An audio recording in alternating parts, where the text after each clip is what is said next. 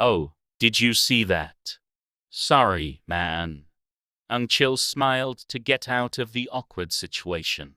We cancel it. This time, let's do it again. Chil said, laughing and throwing cards at the ground. There was a yelling from the other group, which attracted the attention of other gamblers. The farmhand slapped the guy with topknot across his face, who was sitting right across from him. The farmhand insisted on cheating of the guy with topknot. Actually, there was no cheating, but the farmhand was pissed off so much for losing all of his money, which was his yearly pay. You asshole. You're cheating, aren't you? Just give my money back. The farmhand shouted, grabbing him by his collar, and hit him twice. What the hell are you doing to your elder? The guy with topknot yelled back at the farmhand, sitting with his legs crossed and straightening himself. Being slapped by the farmhand, who was as young as his son, didn't make sense to him. So he got up to hit him back, but he stopped himself because the farmhand seemed to be out of control at that moment. The guy with topknot sat back down and smirked. He said, "Shit, how come you're so rude to me, man?" But he was hit by a stone in his forehead and began to bleed. Then he fell to the ground. Chil left the place smiling.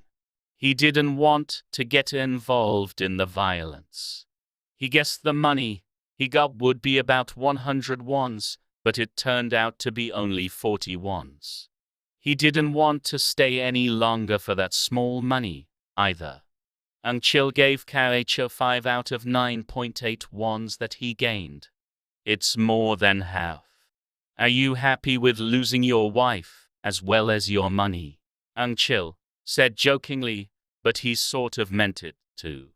Then he began to go back down the mountain. Hey, can you do me a favor?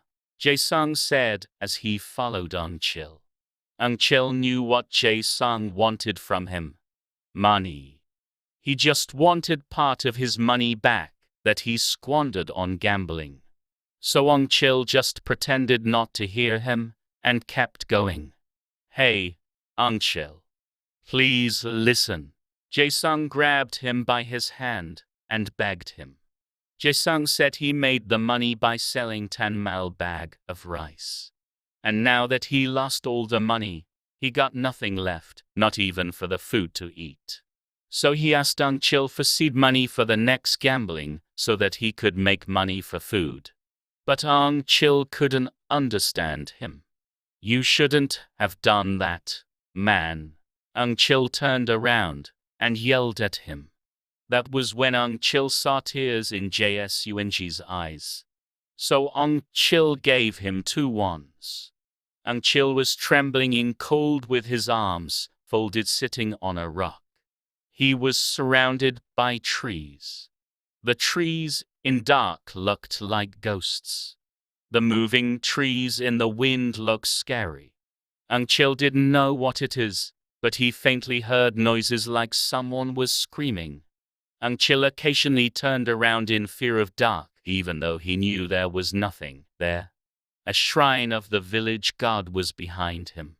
He wasn't sure if it was a weasel or not, but some mysterious creature was lurking behind him in the eerie silence of the forest. Chil was frightened by the noise of falling stones. He felt like he was in the dark in his dream. The collars of his shirt was wet with dew. For him, the cold was actually tougher than the fear of dark. The mountain god must have been hungry, because no one offered food in the ritual service of asking the god for having a son. Back with the gamblers, the guy with a topknot was about to hit him back in anger, but he didn't. He just pulled out a pipe and lighted the tobacco by blocking the light that kept going out with his knees. Then he began to smoke. The guy with a topknot was sitting and taking a look at the rice fields down there through the trees. When he tried to knock the ash off his cigar, he found something moving in the grass. It was a snake. He moved himself to avoid the snake that became more dangerous in September or October than any other time. Then he started yawning, covering his mouth with his hand. Chil was waiting for more than 2 hours. He thought it was strange that the thief didn't show up yet. He believed that a thief usually came back to the spot before and whisper spread. He felt tired, and his eyes became dry. His eyelids grew heavy with sleep. Chil clenched his teeth in order not to fall asleep. This time, he felt uncomfortable with his back. He also started to get stomachache and a headache.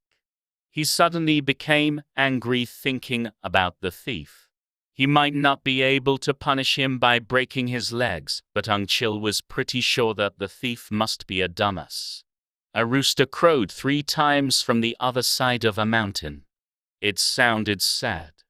The dark clouds were getting thicker, which seemed to bring heavy rain soon. Rain began to fall. Chil noticed something dark moving at the bank of a rice field. He stayed focused and paid attention to that shadow. He was sure that it was Sung Palo Jae-sung, the guys who gave him this trouble. He grinded his teeth and shrugged his shoulders in anger.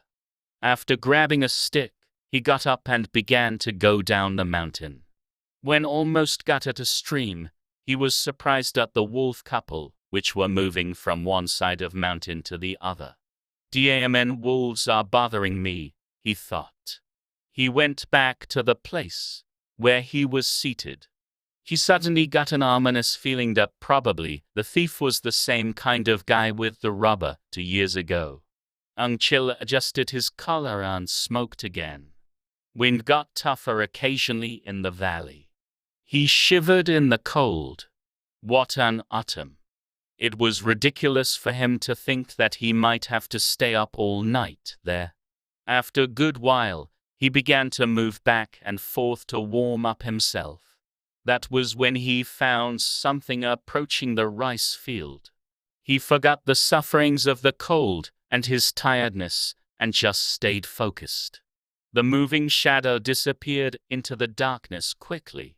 It didn't leave. Everything was quiet except the noise wind made. Chil was sure that the thief went into the rice field to steal. He thought that the thief, who was as mean as fox, tried to take advantage of cloudy weather for stealing again that night. How come the thief tried to steal food from others when everybody was going through hard times for lack of food? Chil hoped the thief had the guts to fight him back. Chil went down to the rice field gnashing his teeth. Chil hid himself behind a big pine tree near the rice field. He had to be careful with the dangerous thief. He stayed alert and waited for the right timing to catch the thief. About over 30 minutes later, the thief reared his head from the rice field. After checking, the thief left the field. His face was covered except eyes with a towel or something. He got something wrapped with a cloth on his back and tried to be on the run. At the moment, Chil ran to him and shouted, "Freeze, you asshole." The thief was so surprised at the unexpected shouting that he fell down back to the rice field. Chil followed and hit him in the ribs. The thief got hurt and screamed. But Chil was perplexed by the scream. He hurriedly uncovered the thief's face. After seeing his face, Chil became so confused that he couldn't see him anymore. The eerie silence lasted for a few seconds. Then the wind howled. After lying in pain quite a while, the thief got up.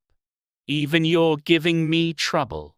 His younger brother, turned around and stared at him fiercely. Bursted into crying. "What's wrong with me? I just take mine, man." Said and left the stolen rice behind and walked away staggeringly. Chil felt like he was having a nightmare. He just stood still in shock. Chil checked how much the stolen rice was, and that was just small, about half-mile bag of rice.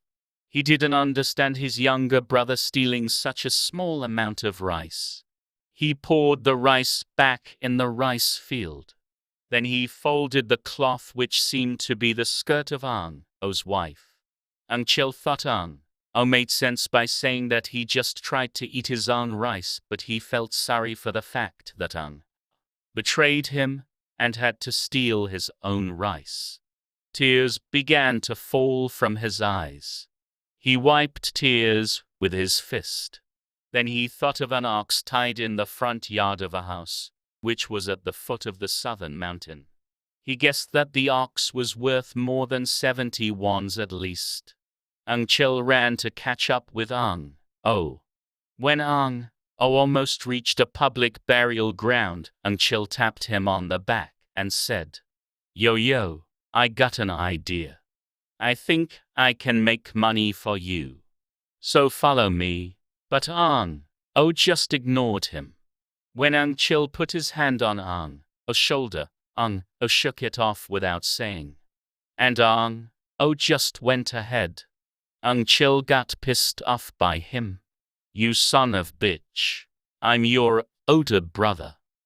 Chil shouted and swatted his ass with a stick. And Chil kept beating O in his shins and his back. O fell to the ground. O began to cry loudly. Chil felt bad about what he did to his brother. After spitting, Chil held O on his back. Chil thought that it was a time for O to be grown up. After sighed, Chil began to go down the hill towards the ox.